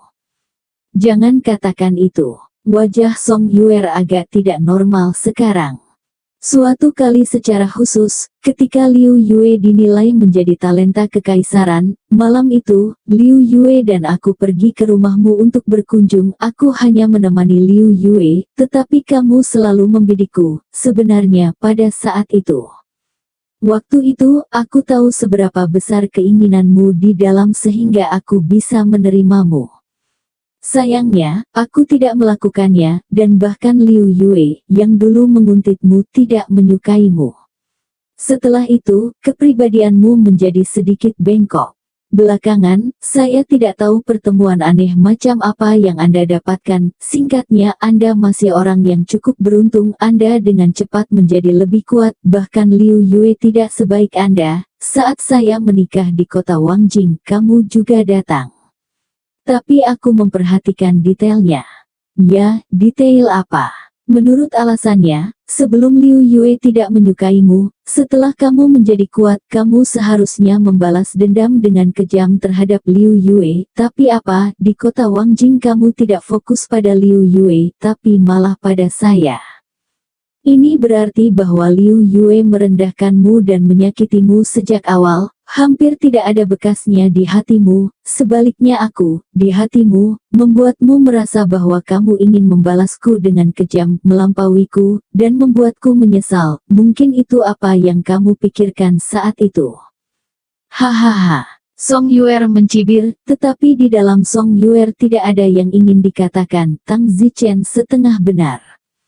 Song Yuer mendengus, Tang Zichen, aku tidak menyangkal apa yang kamu katakan, tapi di mana jadi apa, aku hanya akan melampauimu dan membuatmu menyesalinya. Oh. Tang Zichen tertawa dan bertanya, jika kamu melampauiku, apa yang kamu inginkan? Bunuh aku.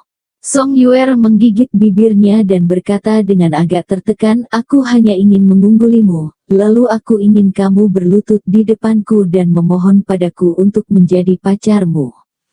Haha, kamu benar-benar ingin, dan kemudian kamu menolakku sebagai cara untuk menenangkan hatimu yang terluka saat itu, kan? Tanya Tang Zichen. Song Yuer menggelengkan kepalanya, tidak, aku akan mengatakan ya. Apa?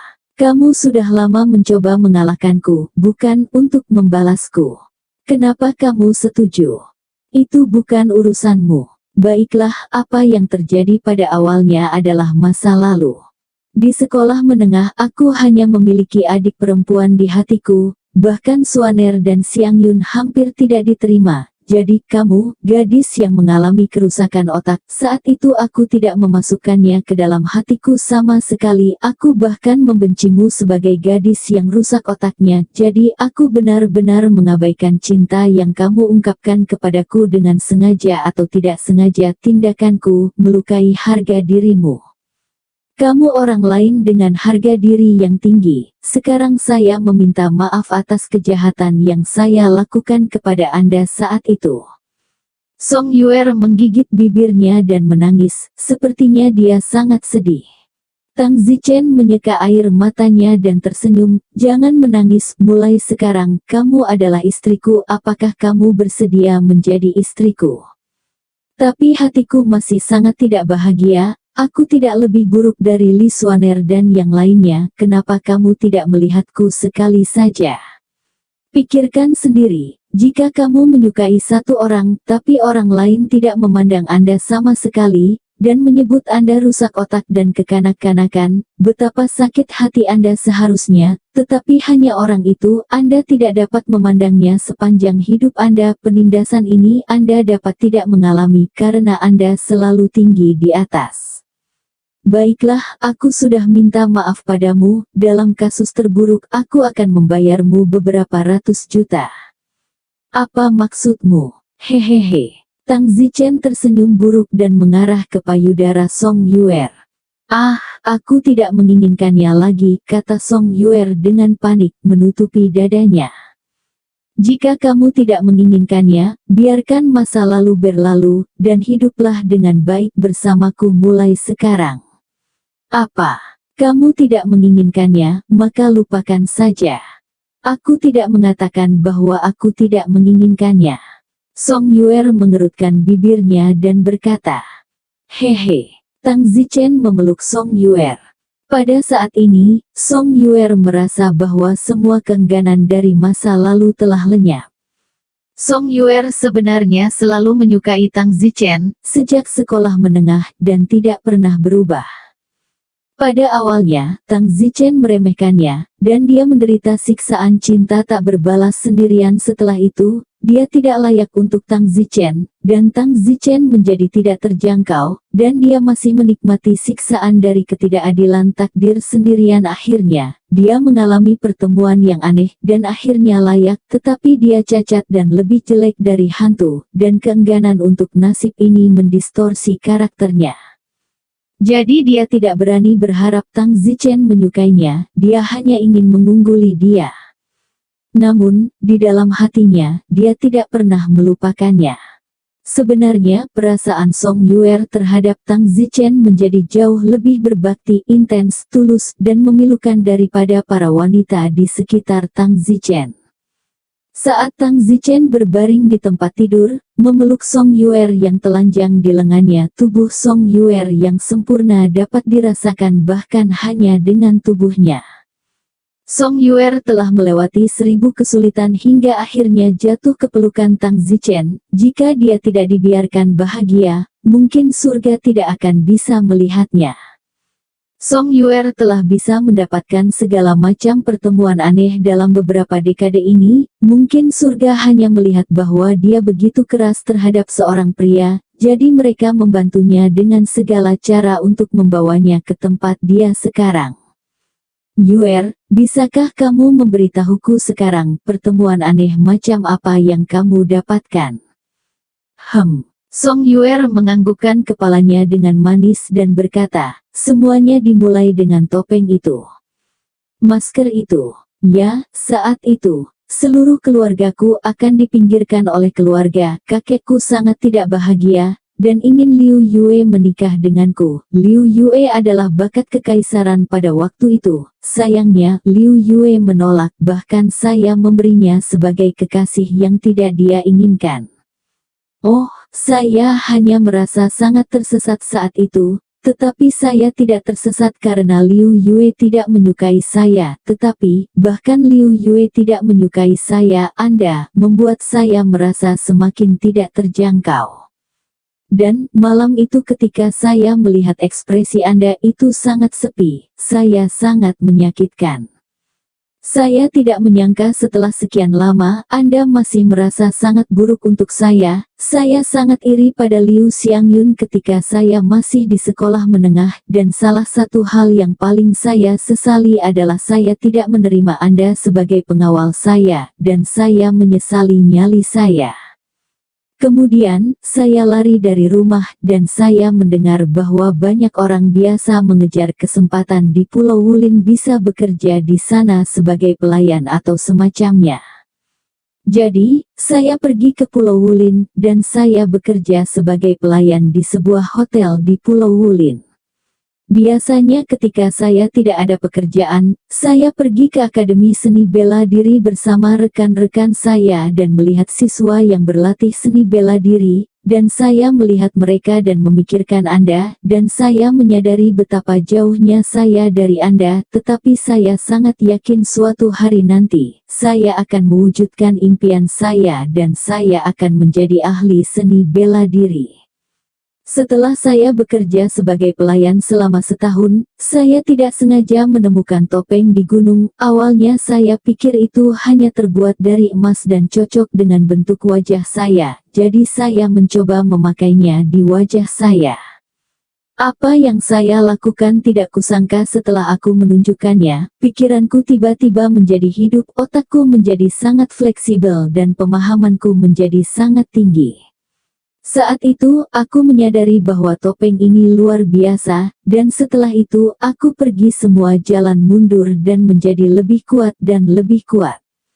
Tapi, aku takut orang-orang mengetahui rahasia topengku, jadi aku tidak menonjolkan diri, aku hanya diam-diam menjadi lebih kuat. Aku berharap suatu hari nanti aku akan menjadi layak untukmu.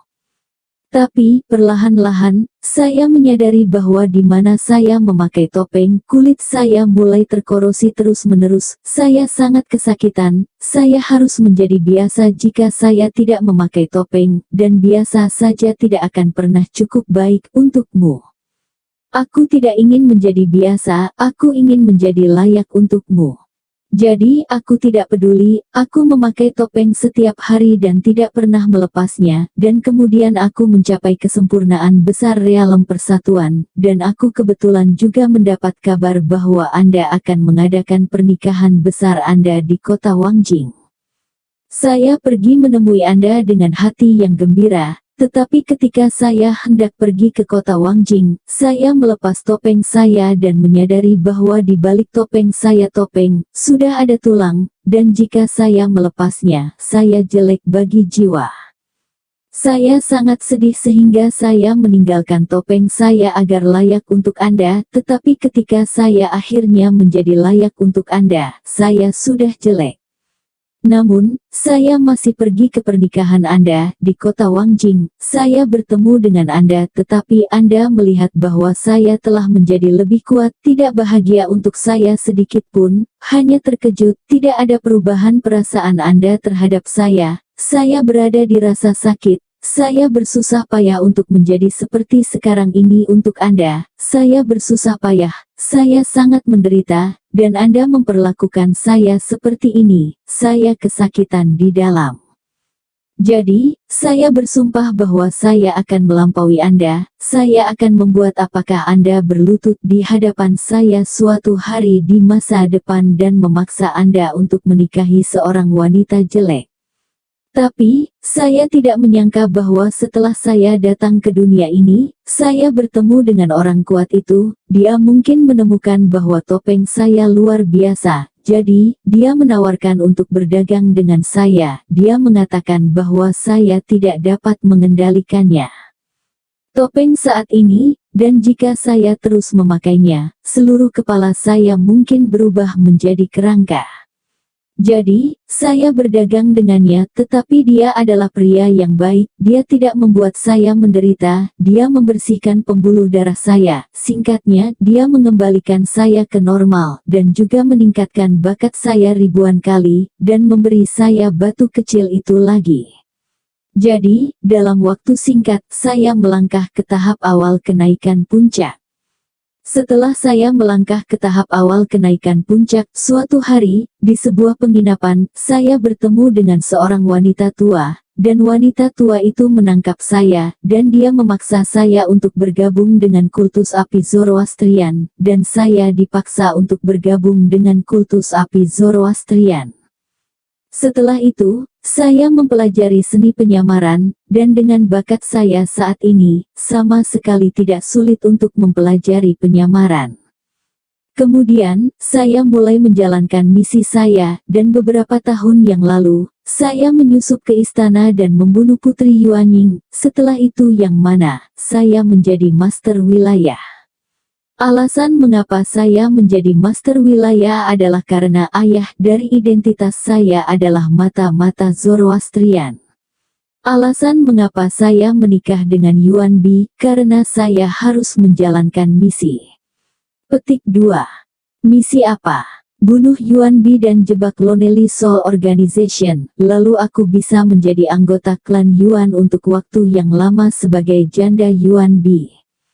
Bagaimana kamu membunuh Genbi? Aku punya tulang rawan di sini, dan Genbi mengira aku adalah istrinya dan tidak memiliki pembelaan, jadi aku pasti terpukul.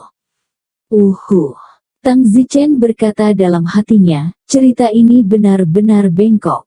Mungkin pengalaman Song Yuer juga melegenda. Jadi sekarang setelah kamu mengungkapkan segalanya kepadaku, kamu tidak takut dengan Zoroastrianisme. Kamu mengkhianati Zoroastrian. Song Yuer tertawa, pengkhianatan, karena bagimu itu bukan apa-apa. Tapi, gereja Zoroastrian pasti memberimu semacam pil kan? Tang Zichen bertanya dengan gugup. Ya, jika kamu mengkhianati Zoroaster, ketika mereka menemukanmu, mereka dapat membuat pemicu obat dan yang harus aku lakukan hanyalah mencium aroma itu dan berinteraksi dengan pil yang kuminum sebelumnya di tubuhku, dan aku akan mati. Kalau begitu kamu masih sangat bodoh, mengkhianati Zoroastrian. Song Yuer tersenyum acuh tak acuh, saya tidak takut karena itu sepadan, dan selain itu, jika saya tidak ditemukan oleh Zoroastrianisme, saya akan baik-baik saja. Bagaimana jika aku ditemukan? Kalau begitu aku tidak menyesal karena akhirnya aku bersamamu. Tang Zichen, bisakah kamu memberitahuku bahwa kamu benar-benar menyukaiku sekarang? Benar-benar seperti... Ini benar-benar bukan simpati atau karena kamu tidak sengaja tidur denganku. Tidak juga, bahkan jika aku tidak tidur denganmu aku akan menikah denganmu kali ini. Mengapa? Karena aku tersentuh oleh dedikasimu. Itu karena aku bilang begitu, itu sebabnya kamu tahu, kalau tidak bagaimana kamu tahu bahwa ada orang lain di dunia ini yang diam-diam berjuang untukmu. Tidak, sebenarnya aku sudah merasakannya sejak lama, hanya saja aku dulu berpikir bahwa aku sudah memiliki cukup banyak wanita. Yuer, jangan khawatir, aku akan melindungimu, bahkan jika Zoroastrian menemukanmu aku tidak akan membiarkan mereka menyakitimu. Song Yuer tertawa getir, tidak mungkin. Zoroastrianisme lebih kuat dari yang bisa kau bayangkan. Ada pengkhianat di masa lalu, betapa sengsaranya mereka, aku telah melihatnya dengan mataku sendiri. Tang Zichen, aku sebenarnya siap untuk mati, intuisiku memberitahuku bahwa aku seharusnya tidak hidup lama. Zoroastrianisme tidak akan pernah membiarkanku pergi, tapi aku tetap bersedia mengkhianatimu. Aku tidak peduli jika langit bertahan selamanya. Song Yuer, jangan katakan hal seperti itu, percayalah padaku, kamu tidak mungkin mati.